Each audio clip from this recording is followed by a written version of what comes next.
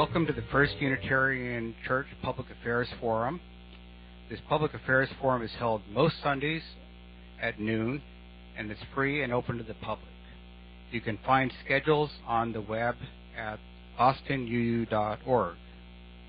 And now, Becky Halpin, who's a Forum Committee member, is going to introduce our speaker. Reverend Snead is a retired Presbyterian minister who lives in Sun City in Georgetown. He and his wife, Michelle, worship at San Gabriel UU Fellowship in Georgetown, and Lou serves on the church's Social Justice Committee and on the planning team for the Interfaith Eco Network of Georgetown.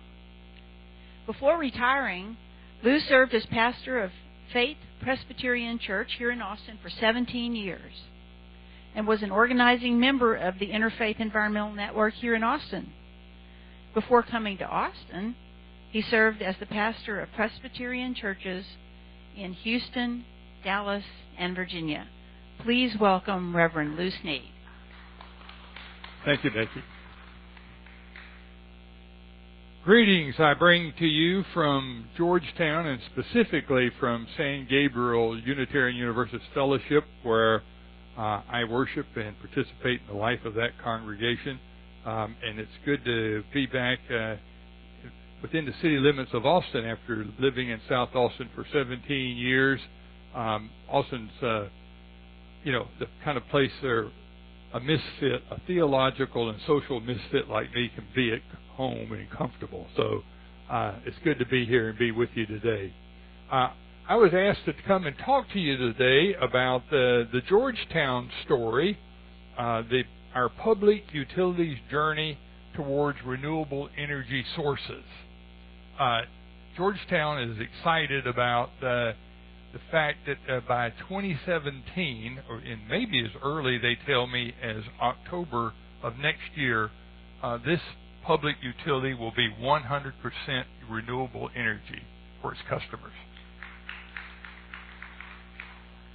And I'm here to tell you the story about how that happened, and hopefully along the way provide some maybe information and some insight and some encouragement of how all of us can be a part of stimulating public utilities, even like Austin Energy, which does a good job, but stimulating more of our utility companies to use renewable energy sources.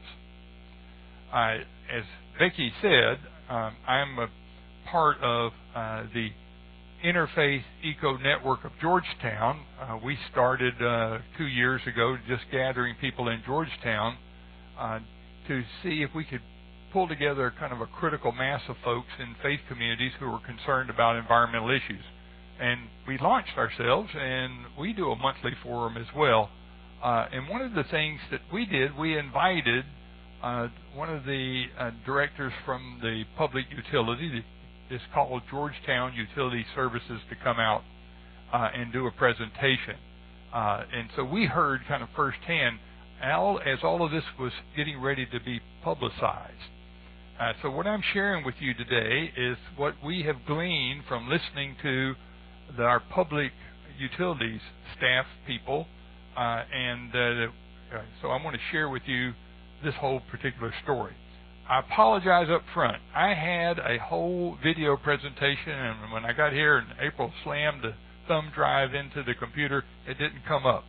So I've got all these lovely slides, so I'm going to have to tell you. So you have to use your imagination today.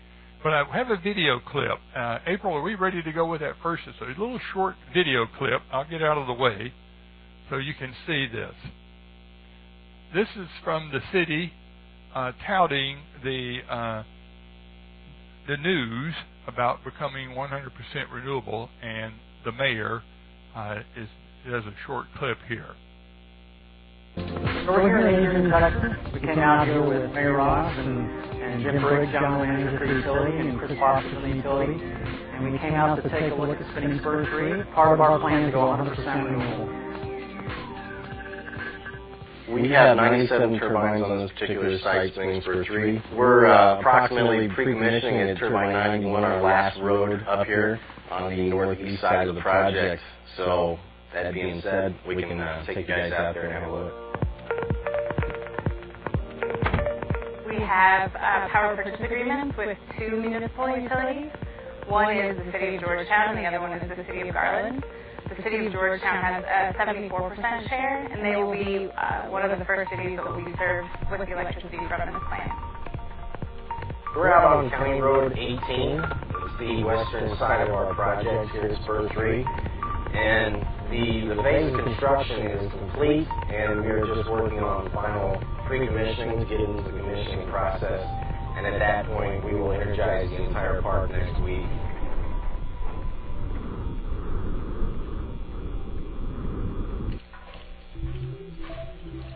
They're going through their mechanical completion checklist, where we have teams of people on site that are making sure that every single piece of the equipment is ready to be energized. And then starting next week, we will energize the turbines, and that will be when we initially start putting energy on the grid.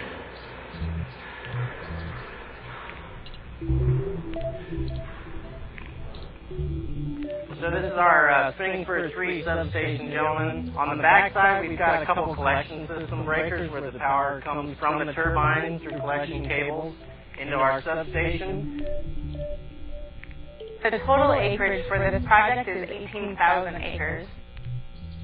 We have 97 turbines, and each one of those turbines is 2 megawatts. So the plant will power 600 households per turbine per year, or just under 60,000 households per year. The wind blows here. There's a lot of good wind. We look for sites that have high winds, but we also want less turbulent winds. This was just one of many sites that was chosen in the Panhandle because it is so windy. There also were the CREZ lines that were built, which is interconnection, which is another major piece as to why we would choose to build at a site.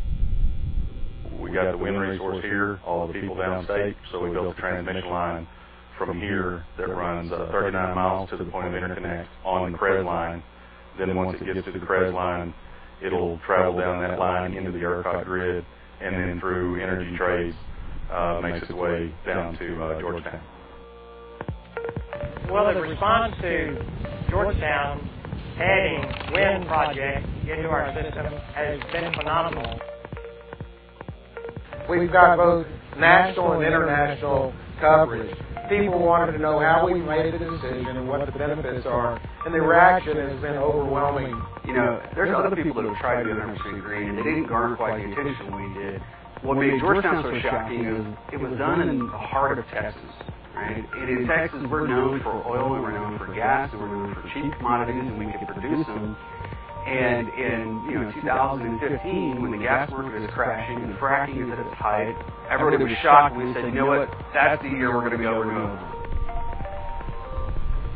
Initially, our objective has been all along to be able to afford our customers the most least risk, cost-effective option for energy in Georgetown that we could achieve.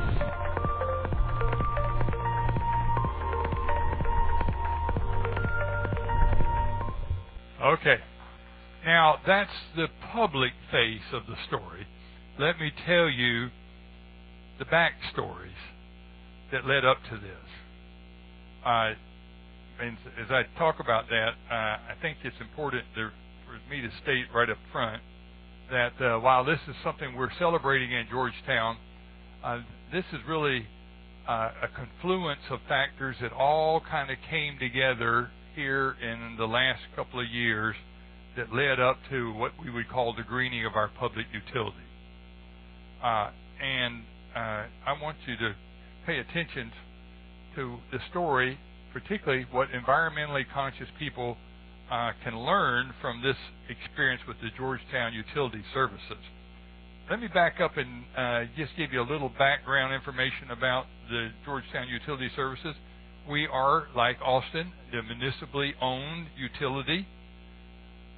Has been for a long time, but Georgetown Utility has not produced its own electricity since 1945.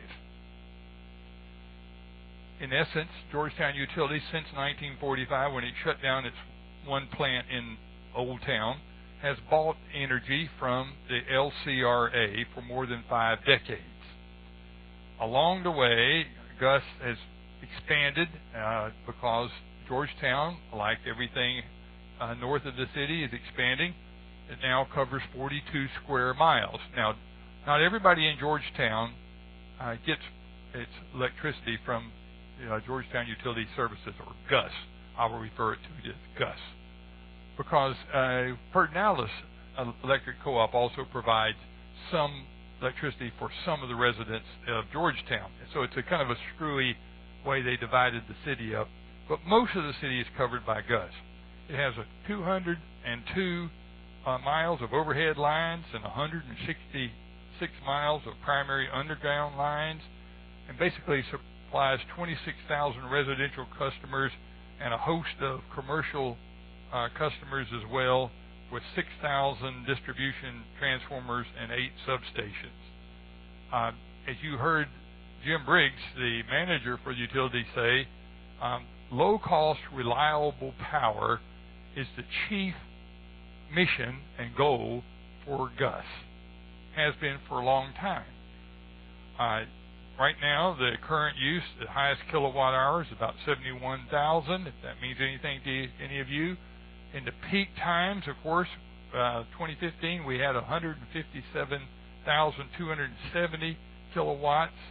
The average residential customer, they say, consumes 1,100 kilowatt hours at a rate about 0.0933 cents per kilowatt hour. Then you got $21 in fees. And having been an Austrian Energy customer, actually it's a little bit cheaper, I discovered, than what Austin has. So that's the other remarkable side of that.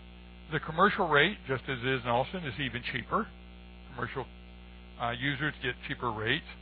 And GUS now has 314.2 megawatts of power under contract. Some are old contracts and some are new. So the point is, GUS, since it doesn't produce anything, it goes out into the marketplace, the energy marketplace, and it buys energy. And it brings that energy in, and it sends it out to all of us who are customers. You need to understand, in Texas, there are energy producers or generators.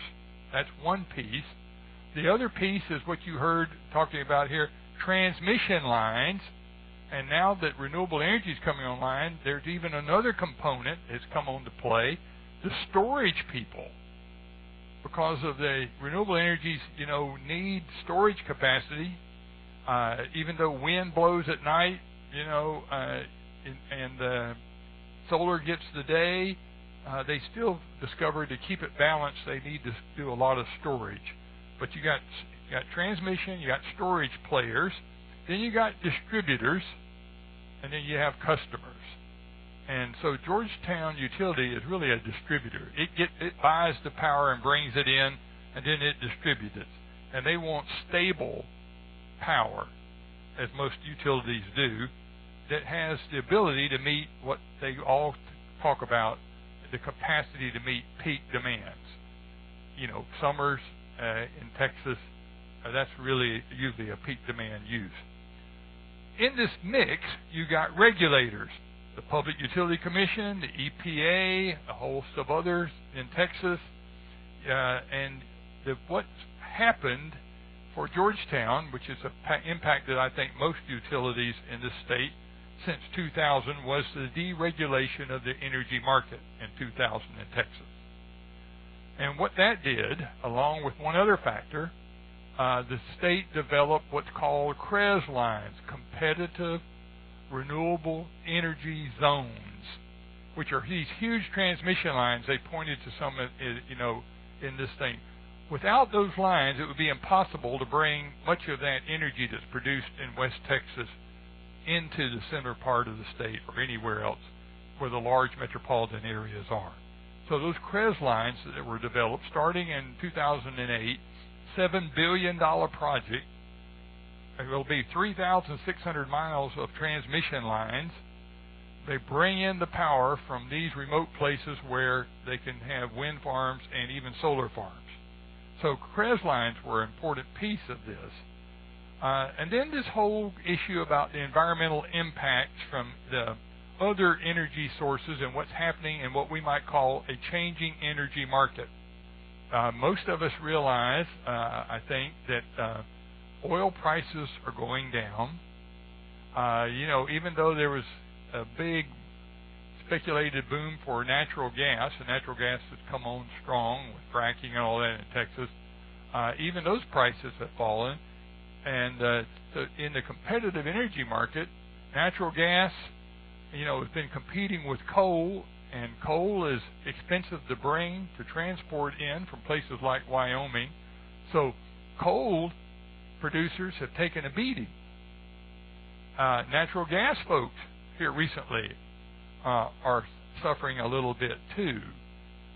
So you get, then you got nuclear, and then you got solar coming on in addition to wind. So this has been a real dynamic set of factors that played into Georgetown's story.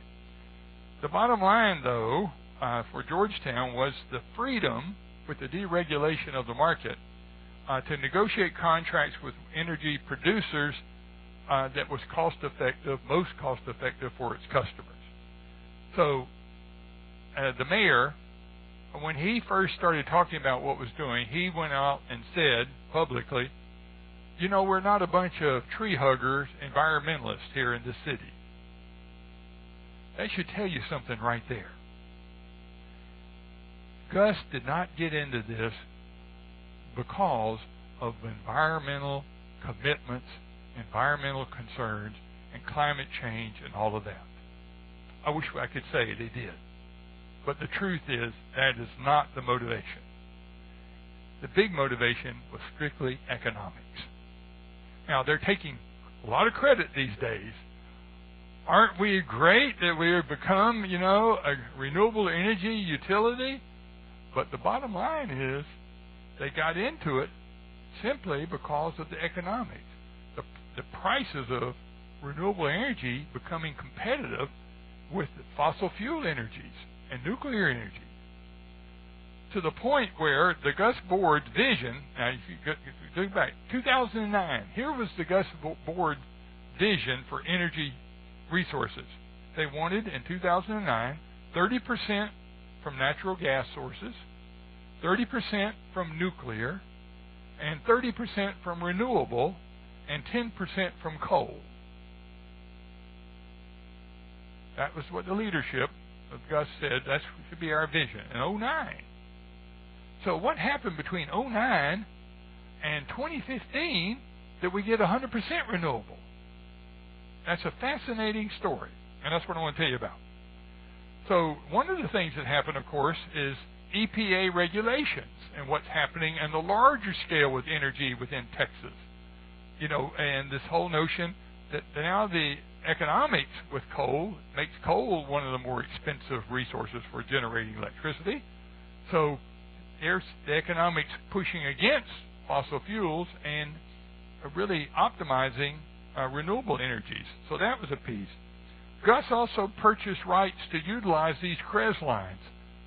Every utility has to kind of get out there in the marketplace and kind of not only get the energy, but have to get it over here. So Gus went and bought the right to use some of these transmission lines to bring that power from far west Texas into Georgetown. But what really happened, too, was after this vision by the staff for energy, which included, fossil fuels and nuclear, the city forms an energy advisory council, citizens.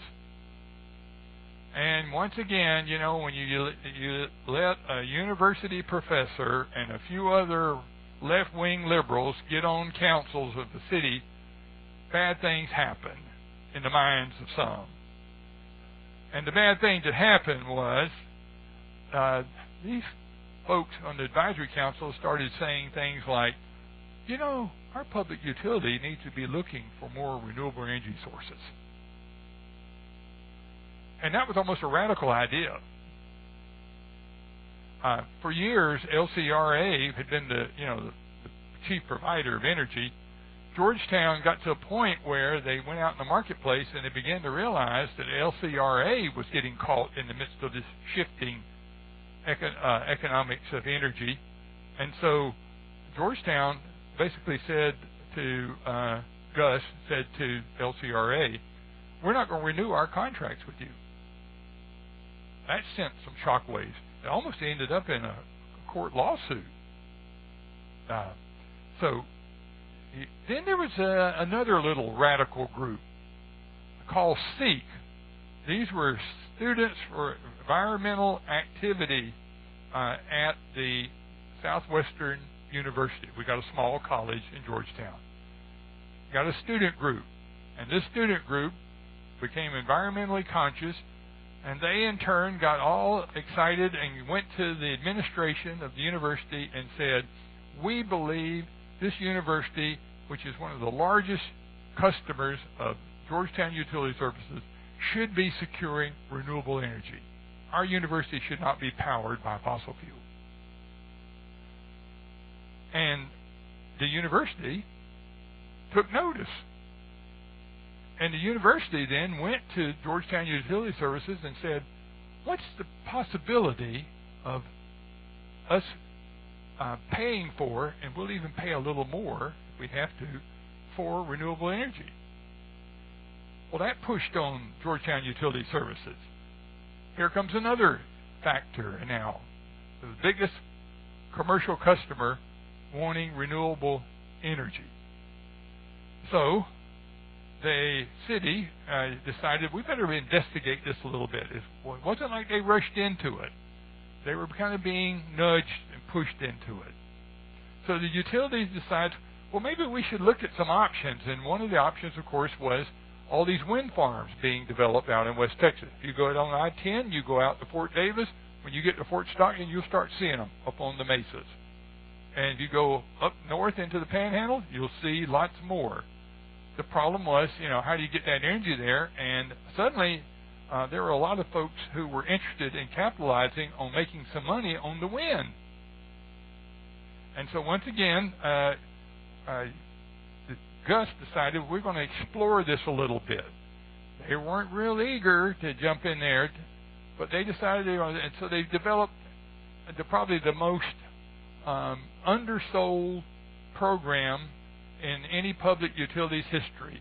It was called Wind Switch Program, meaning that to incentivize customers, you could pay a few more bucks. Green Choice is what Austrian Energy has, as I remember it. I was a Green Choice customer. We paid a few cents more per kilowatt hour to stimulate the utility to buy more green energy. Well, Gus kind of did the same thing. They did a wind switch. When I came to Georgetown 3 years ago, I went over and I asked about it. I read somewhere, it's buried somewhere, in the Gus information that they had this program. I went into the utility office and said, I want to sign up for the wind switch program. It took me 4 people before anybody really knew what the wind switch program was in the utility office. The gals at the desk didn't know. They went to a supervisor. She didn't know. And finally, I got back far enough, and somebody finally knew, oh, yeah, we just don't advertise that very much. Again, the point is a very reluctant public utility to get into renewable energy. So now we got an expanded and improved wind generation technology in West Texas. They're looking for customers. And Gus is going to end its contract with LCRA because they're looking at the amount of cost-wise per kilowatt hours and realize that LCRA's prices are more expensive than other sources they can get. And so Gus goes out and submits proposals for requests from energy producers for competitive pricing with stable cost over a long period of time. They want to cost for the customers over a long period of time. And they touted the fact that the city of Georgetown has a AA credit rating with all of its vendors. And that evidently really helps. So a lot of these now renewable sources, mostly wind, were welcoming Georgetown Utility and giving them proposals for long-term, low-cost energy. And you saw one of the guys, his name is Chris Foster. Chris is the guy that actually does the contracts for the city. You know, there's always somebody behind the main person, well, he's the main guy. Chris, who is hugely knowledgeable and should be doing this presentation, but he would want to be more politically correct. But Chris went out and started submitting these proposals, and as he told me, he said, I came in to Jim Briggs, the general manager, and said, I got some good news. He said, what's the good news? He said, I've got some contract proposals here that are much cheaper than what we've been able to secure anywhere else. And it's from wind sources in West Texas. So that was kind of the driving thing. And the contracts, by the way, the first one was developed to satisfy, they already had little experience because of Southwestern University pushing with a group called AEP, American Energy Producers. In 2012, they negotiated a 20-year contract to supply 5 to 8% of the total energy demand for Georgetown at then a competitive price, meaning it was cheaper than what they could buy elsewhere. So we already had some of that in 2012. So he goes out in 2014, Chris Foster, and submits more of these bids for contracts. And this one you saw here in this clip, it's a French company. I won't try to even tell you the actual French name, but it's known as EDF. They've supplied a contract for Georgetown for 20 years to provide 144 megawatts of power from this spinning Spur 3 that we just saw the clip about. And that really did it. That was the big push. Brand new wind farm. So the wind producers were looking for customers, and the local utility was looking for a cheap, stable supply. These confluence coming together. Along with the third component, some local demand for renewable energy coming in, and another influence coming up, kind of the shifting attitudes across America about fossil fuels and regulations and what the EPA is pushing to do. So all of those kind of came together to form this particular decision for Georgetown Utility to become 100% green. The city then, you heard, I think, one of the people on the film clip talk about the develop a partnership with Garland Utility. It's another public utility up in Dallas area for a 20-year contract. They've also developed a contract in addition to the wind. They know that you got to deal with winds. Wind has peak moments when it's really producing. Solar has its peak moments. You have to kind of combine those. So some of that was negotiated in 2016 with Sun Edison Solar Farm, which is being constructed right now, and they think it'll be online by October of next year. It's called the Buckhorn Solar Farm, and Georgetown will also be getting renewable energy from that. So it's got wind, principal, solar is backup, and then there's a reserve energy contract that they have to buy extra energy if they need it. Every utility worries that they never have enough, and what Georgetown plans to do, they've bought more than they need. So what they do, they sit on this, and then if they have more at any point in time than they need, they turn around and sell it back to others. So it may turn out to be a moneymaker for them. So they're touting that. So anyway, that's kind of the story. So the greening of the Georgetown Utility Services, and this is from the Georgetown Utility Services website. This is a quote. One of the largest municipally owned utilities in the U.S. to supply customers with 100% solar and wind energy. That's true. How did it get there? The economic incentives from cheap renewables, stable energy prices in a changing energy economy, citizen advocacy for renewable energy, and really an expanded energy infrastructure in Texas. If you know about ERCOT, the Energy Reliability Council of Texas, which happens to be in Taylor, and they manage the whole grid system in Texas. So ERCOT, which is really responsible for making sure that there's a consistent 60 hertz of power for everybody everywhere. I mean, it's a technology-driven arm of the energy in Texas. They monitor this stuff every day, every minute, every hour. They have to be quick if there's a failure in a transmission line to get another line on. But what they've decided that is important as a policy, which is a key piece in this, anytime energy from any generator becomes more expensive than the cheapest, they have to shut that energy source down.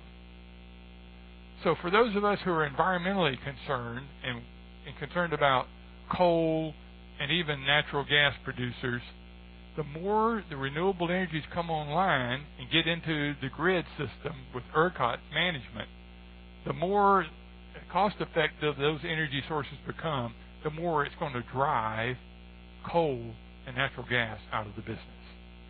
And according to Chris Foster, I asked him specifically the question, what do you see as the future with renewable energy in Texas? Because he goes to all these conventions, deals with all these guys, and he says, coal is doomed. And that's good news. That's good news. So by what he would say, carefully forecasting, and there's a lot of forecast work here, when you got a growing community, more customers coming on, you never know how many more developers are going to be out there and how many more homes, how many more businesses. So you got to forecast the right mix of, the demand. You want stable sources. You want low-cost sources. You want long-term dependability. You got to capitalize on the new technologies that are coming up and increase solar energy options. You got to develop the right partnerships with energy producers. And I just tell you all, since most of you probably live here in Austin, from Chris' perspective, dealing with all these contracts with these energy producers, he thinks that San Antonio, CPS, is on the right course more than Austin Energy. And he'll be glad to talk to you. I have his information. So if any of you are so inclined and want to hear why he believes that, he'll be glad to tell you. But the other thing he would suggest, the only thing we have to worry about at this point in time is preventing energy politics from distorting the cost benefits of renewable energy sources. And I will end with that. As some of you probably know, the Public Utilities Commission, which often has political appointees, the Public Utilities Commission now has been paying a lot of attention to the natural gas industry who produce electricity, because they're crying foul, because wind has been able to capitalize, on kind of tax credits, and they don't have, surcharges, transportation surcharge costs like the others do. And so now they're crying foul. So it's going to be up to us, I think, as citizens, to continue to push and not let the politics in Texas kind of derail what momentum is already starting to happen in the marketplace with renewable energy for the future.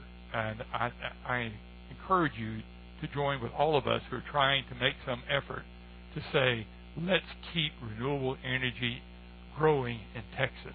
we got a lot of it that we can utilize, and we should be. Thank you. I'll entertain questions.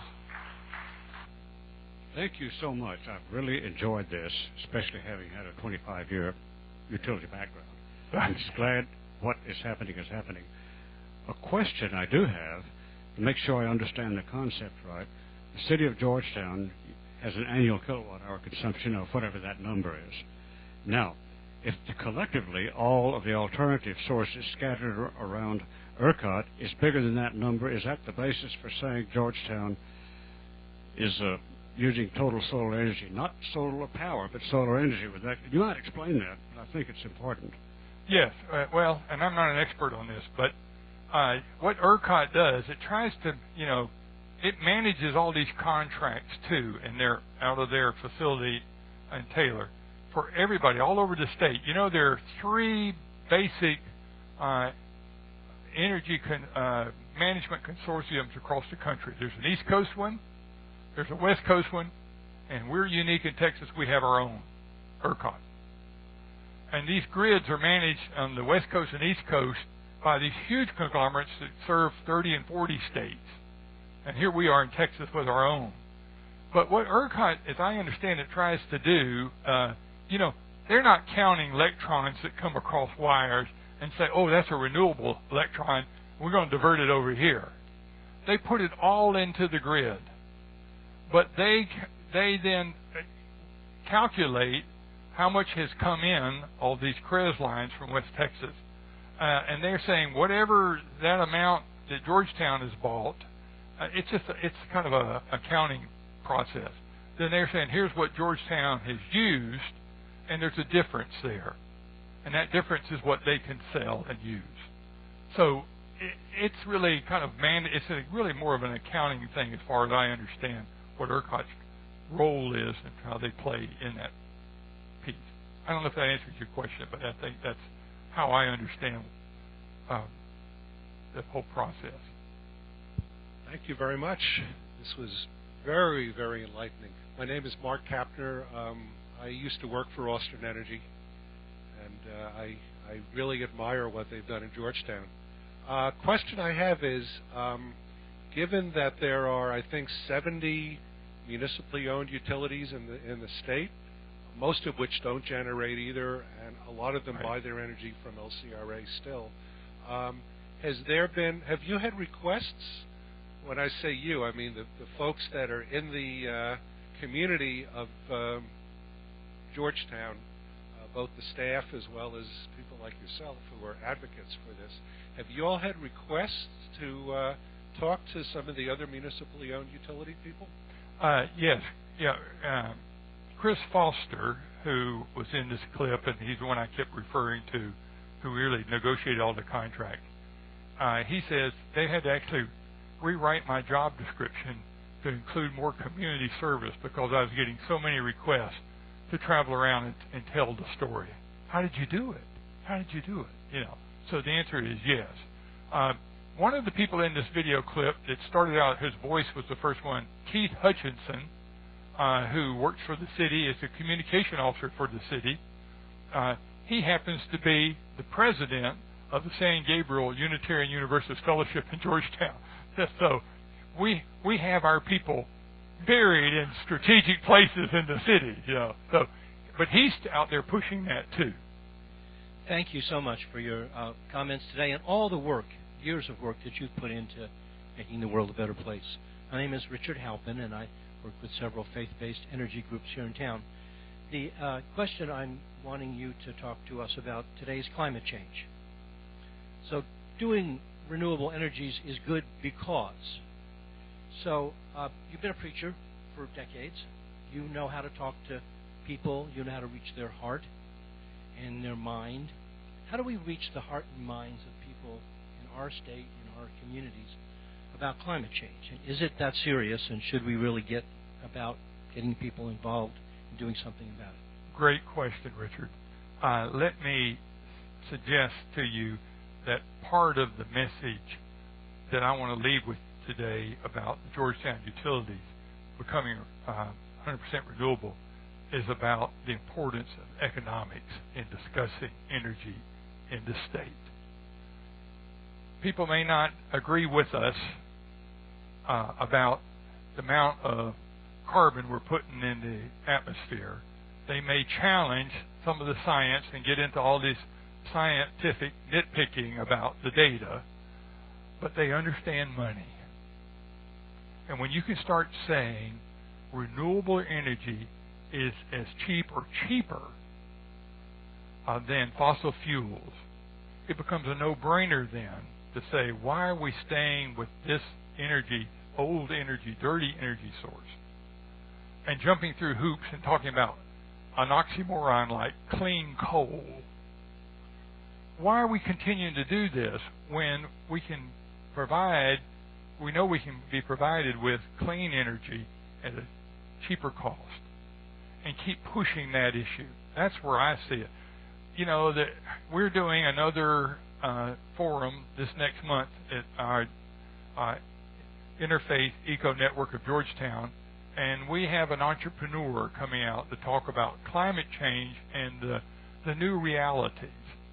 And he looks at this and you know, he says, I understand, I'm a science guy by background, but I don't want to spend a whole lot of time arguing the science over climate change any longer. I think it's counterproductive. So what he's trying to do is take more of a practical approach and say, let's talk about other factors and other pieces of that. Now, for me, I drive a hybrid car. Making the shift in transportation is the next big challenge. I think energy, in terms of electricity in this country, is moving in the right direction. I'm more concerned about transportation. I think the transportation industry is doing some good things, but it's much slower coming online. And so I'm concerned about how we're going to deal with transportation issues. I hope to buy a next car like Dale at, I think, buy electric car. I hope it becomes more affordable. Thank you for your presentation. I'm Dale Beulah on the Green Sanctuary Committee here at First Unitarian. I thought it was interesting you said that the fossil fuel companies are crying foul because renewables are cheaper than they can provide. I wonder if they would cry foul when the massive amount of subsidies that they received from local, state, and national governments were removed, which would make renewables a no-brainer with no kind of incentives whatsoever. My question has to do, however, with storage, because you mentioned storage, and this is the biggest criticism that's leveled against renewables, that the wind doesn't always blow and the sun doesn't always shine. Tell us a little bit about the storage component in Georgetown's contract and how that can be the bridge between these fluctuating power sources. Yes, that's a great question. Storage issues have become, for Georgetown energy utility services, have become the next important cog in the wheel. I talked to Chris about that, and I was surprised. He said, I can't tell you the details right now, but we're working on several contracts for storage providers. He said, what I see coming online from where I sit in the industry, there are more and more people realizing how they can make money on storage. And that technology is ratcheting up almost hourly. And I've already got 2 contracts I'm looking at with companies that are going to build storage facilities. And, you know, of course, he looks at what people like the Tesla Group and others are trying to do. And they're trying to do this now on large scale. And they're trying to capture some of that right there in West Texas. They're talking about building one close to this spinning spur farm to store that electricity that comes from the wind. So he thinks that's the next big piece, but he wouldn't tell me a lot of details about who are these companies and what are they doing. It's almost a trade secret right now. It is, well, because he's worried that all the other utilities want to jump in there, and he's trying to shop for the best price. I mean, it's it's like me finding out, though, which airline got the cheapest seat that I can buy, and there's only 1 or 2 left, and should I tell you, when I want to get on that plane? So, I mean, he's a little protective about that information. But that's really where the technology, I think, for utilities in general will be. Yes, sir. Lou, thank you for your presentation. I think amazingly helpful to the folks that are interested in this subject. My name is Michael Donosky.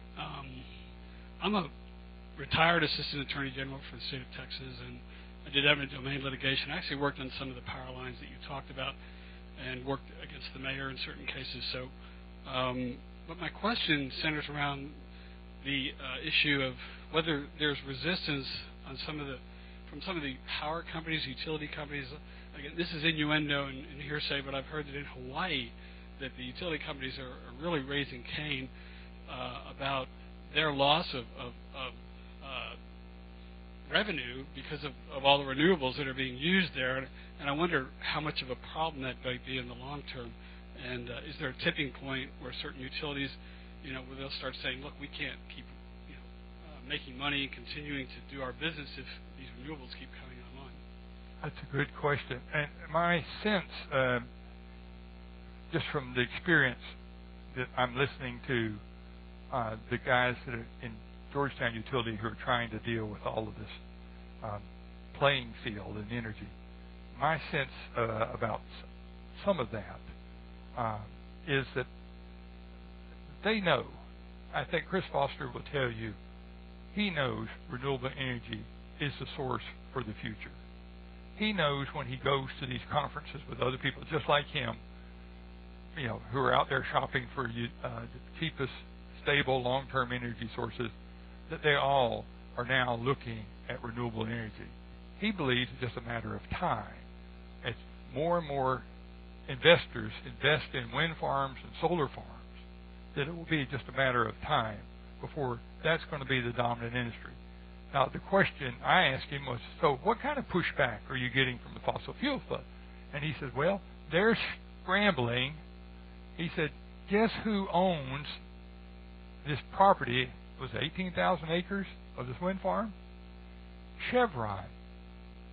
So now the fossil fuel folks are looking for ways to get in on the act. He was telling me that two of the bigger oil producers are actually looking now to invest in renewable energy sources. I have a good friend who retired 2 years ago from Royal Dutch Shell. He was with Shell U.S. and then went over to The Hague.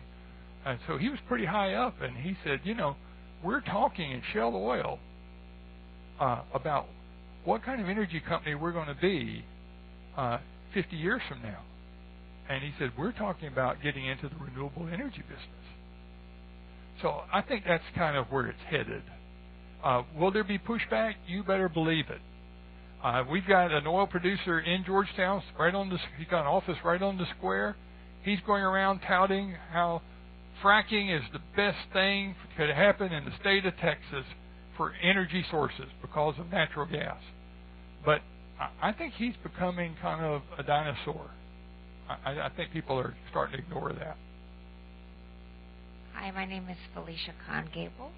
Can you tell me if Georgetown as a city is providing any kind of support for people to put solar on their houses, and or you're a resident of Sun City, can you tell me if the Sun Cities in Georgetown and around the country are encouraging people to put solar panels on their houses? Good question. The answer is yes. The city certainly welcomes people to invest in putting solar panels on their house and connecting to the grid and being a part of that. And yes, Sun City does too. Sun City's been pretty slow. They were more concerned about the aesthetics of seeing all these solar panels. But 2 years ago, they changed their modification rules to allow that. So now we're seeing them spring up on homes. When I left my house and came out here, first two houses when I turned out on the main street have solar panels now sitting up on it. Those are within the last 6 months. So we're seeing more of that happen in Sun City. And unlike Austin Energy, as I think I was trying to say, Georgetown Utility kind of got pushed into being a green utility. They weren't far enough thinking like Austin Energy to try to incentivize that by giving rebates and providing a lot of incentives for customers to do that on their own. So for most of us, it's still an expensive investment to try to put that on there. But they now will allow it, yes, even in Sun City. Yeah, I just wanted to actually wanted to comment on the question, if I may. Why some utilities are putting up a lot of resistance to the development of more renewables, but utilities like, for instance, Georgetown, a prime example, the differences are a utility like Georgetown or most of the other municipal utilities in Texas don't own generation assets. That's right. And therefore, they have no reason to fear renewables. They will basically shop, as you mentioned Chris Foster did. A utility like Hawaii Electric, on the other hand, and maybe unfortunately utilities that have a lot of generation assets like Austin Energy and San Antonio, both they look at things a little differently because if they are forced to run their power plants less frequently, they still have to pay for those power plants because they own them or they own debt on them. So they will very, very often say, my ox is being gored. That's exactly right. That's an excellent point. San Antonio, kind of like Austin Energy with the Fayette plant, got a coal burner. You know, it's not economically feasible just to shut those things down. And, you know, when you put a lot of money into them, now they're putting scrubbers on them and everything else, that's even more dollars. But what's happening is with the renewable energies coming on and ERCOT's policy, now they're going to be shutting more of those coal burners down because that's not the cheapest energy. Now, the politicians may get in there and change all that. That's the fear. If they change the policy and take out that clause that ERCOT doesn't need to shut down first those are the most expensive, it could hurt. So I think that's where we've got to be diligent about keeping that pressure on. Jim Bryce here. Very interesting presentation. And the questions just now have touched on another element. What we talked about so far has been the generation and transmission from large central areas until we started talking about solar panels on the roofs. And that means we really have two models here that are going to be battling. Central generation, which still meets our old idea, like petroleum, which is a central system, and distributed generation and energy production, which is a completely different model, not as subject to control by a small group of very powerful organizations. Right. What going forward have you seen is going to happen in this argument between two different technologies? In computers, we saw the change with distributed computing from large mainframes that was incredibly disruptive, not only to computers, but to the telephone system. I think the same thing is going to happen in power. Yes, and I think that's a good point. One of the things we're talking about within our interfaith eco network is what do we need to be doing as a citizens group to push on the utility to do more, make more access and rooftop solar affordable to tie into the grid. Not leaving it up to the city. What the city utility wants to do with solar, they want to build another solar farm. And their question is, do you get a solar farm close to where you are, or do you buy into another solar farm in West Texas? And so they're still thinking, I think, centralizing all the power. For us, there is a benefit, I think, for all of us to say, let's put some place in the system for individual customers to be able to put their own solar systems in place. I'm not sure how that's going to play out. It's going to be, we're a small group of environmentalists in Georgetown. If you don't know anything about Georgetown and Williamson County, pretty conservative. My biggest concern moving to Sun City, Texas, and out of South Austin was the political and ideological climate and atmosphere I was moving into. And so we got there, and my wife basically said, now, you've been a pastor for years. You know you got to build relationships and let people get to know you first and trust you before, so don't talk. Do me a favor and do you a favor. Don't talk about religion or politics with anybody we meet for the first year. Let them get to know us. And I said, okay. And I went out and got immediately an Obama sign and stuck it in the front yard. And she said, now, you're hopeless. But what I've discovered is all these, and we're in a new neighborhood. They're building new homes. People come by and said, we all tell our stories, where you're from, and all of that stuff. And then they said, we like your sign. So I see Georgetown and Williamson County changing. It's going to be slow, but there are still a lot of folks in that part of the world for whom climate change is some left-wing conspiracy, and renewable energy is, as the mayor kind of said, tree huggers are interested in that. And so getting the utility, it's going to be slow but gradual. But I'm not sure how they're going to work out that. Are they going to centralize all that stuff and they're going to be the gatekeepers for all the power? Or are they going to let some of us be contributors to that technology? I don't know. We're going to push on them gently. We only have about 2 minutes left, so a very short question. Yes, thank you very much. Do you, off the top of your head, I'm interested in some numbers, what is the total alternative sources scattered over ERCOT? Do you have that number? Alternative sources for? Scattered all over the ERCOT network. And explain what ERCOT is.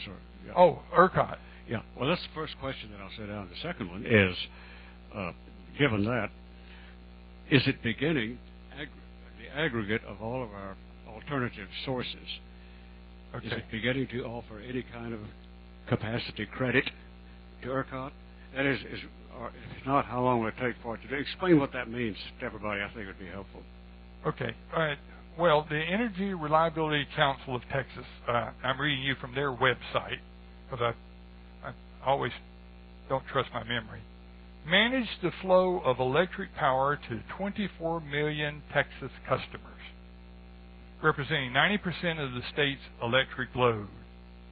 As the independent system operator of the region, ERCOT schedules power on an electric grid that connects more than 43,000 miles of transmission lines and 550 generation units.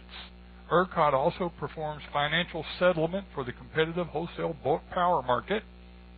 That's what Georgetown's been buying off of. And administers retail switching for 7 million premises in competitive choice areas. ERCOT is a 501c4 nonprofit corporation governed by a board of directors and subject to the oversight of the Public Utility Commission of Texas and the Texas legislature. That's the thing you need to pay attention to. And not much good comes out of the Texas legislature, in my opinion. Well, we're about out of time. Thank you again for a wonderful presentation. Thank you for having me. Very helpful one.